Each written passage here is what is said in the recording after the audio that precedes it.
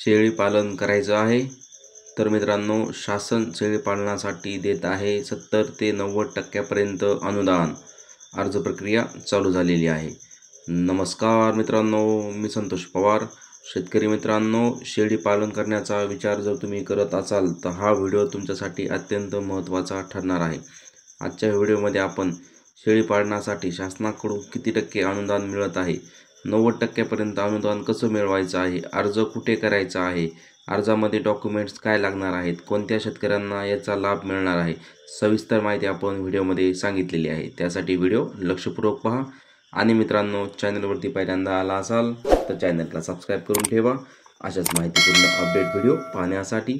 चला तर जाणून घेऊया अनुदान 90% कसं प्रकारे मिळवायचं आहे। शेळी पालनासाठी शासन 90% अनुदान कोणाला देत आहे, व्हिडिओला सुरू करूया।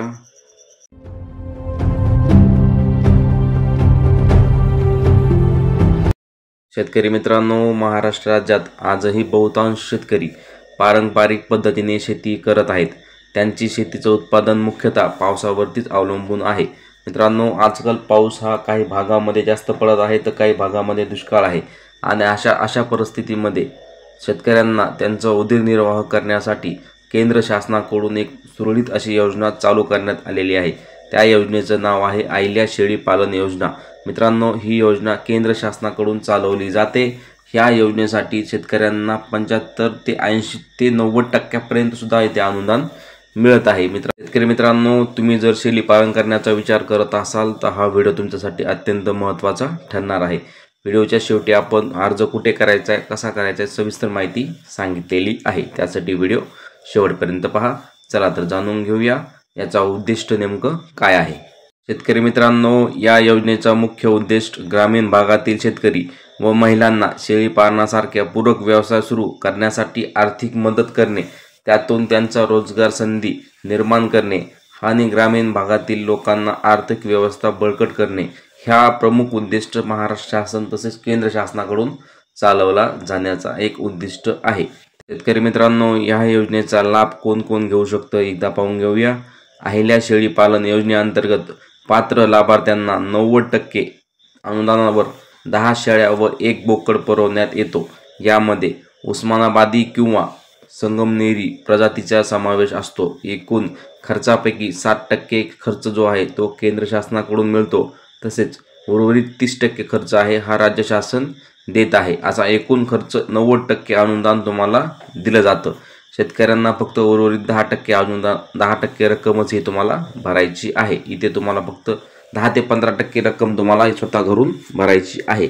शेतकरी मित्रांनो, यासाठी केंद्र शासन 60% तुम्हाला अनुदान दिलं जातं। राज्य शासनाच्या अनुदानामध्ये 10-20% फरक हा पडू शकतो, म्हणजे की कोणाचं 25% मंजूर होईल, कोणाचं 20% मंजूर होईल आणि कोणाचं 30% मंजूर होईल।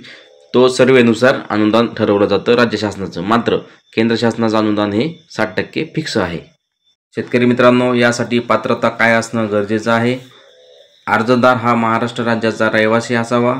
अर्जदार अल्पभूधारक शेतकरी असावा, म्हणजे की 1 ते 1 हेक्टरच्या आतमध्ये जमीन असण्यालाच यांना अर्ज करता येतो। नंबर 3, अर्जदाराचे वय 18 ते 60च्या दरम्यान असावे। महिलांसाठी विशेष प्राधान्य दिले जात आहे। त्यामध्ये मागील 3 वर्षांमध्ये कोणीही शासकीय शेळी पालन योजनेचा लाभ घेतलेला नसावा। एका घरात एकच योजना तुम्हाला दिली जाणार आहे, एकच अर्ज तुम्ही करू शकणार आहात।